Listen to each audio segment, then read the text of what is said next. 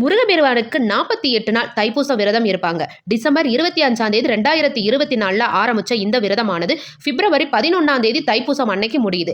அன்னைக்கு விரதத்தை ஆரம்பிக்க முடியாதவங்க தைப்பூச விரதம் 21 நாள் விரதம் இருக்கு. அந்த விரதத்தை நீங்க கடைபிடிக்கலாம். அந்த விரதம் என்னைக்கு ஆரம்பிக்குது அப்படின்னா ஜனவரி 21ஆம் தேதி நாளைக்கு செவ்வாய்க்கிழமை இருந்து பிப்ரவரி 11ஆம் தேதி தைப்பூசம் வரையும் நம்ம விரதம் இருக்கும்போது சரியா 21 நாட்கள் வரும். இந்த 21 நாட்கள் காலையிலையும் மாலையிலையும் முருகப்பெருமான மனதால நினைச்சு விளக்கேற்றி நெய்வேத்தியம் வச்சு கந்தசஷ்டி கவசம், வேல்மாறல், திருப்புகள் அப்படின்ற பாடல்களை பாராயணம் பண்ணி முருகப்பெருமான வழிபட்டு வரலாம். 21 நாள் முடிந்தவுடன் தைப்பூசம் வரும்போது முருகப்பெருமான் கோவிலுக்கு சென்று அவருக்கு அபிஷேகத்துக்கு ஏதாவது பொருட்கள் வாங்கி கொடுத்து ஒரு அர்ச்சனை பண்ணிட்டு வரும்போது நீங்க நினைச்ச காரியம் எதற்காக விரதம் இருந்தீங்களோ அந்த விரதம் கண்டிப்பா நிறைவேறதுக்கு முருகப்பெருமான் அனுகிரகமும் ஆசீர்வாதமும் உங்களுக்கு கிடைக்கும். மறந்துடாதீங்க. 48 நாள் விரதம் இருக்க முடியாதவங்க 21 நாள் விரதம் இருங்க. அந்த நாள் நாளைக்கு இருந்து ஆரம்பிக்குது. மறந்துடாதீங்க. வெற்றிவேல் முருகனுக்கு அரோகரா.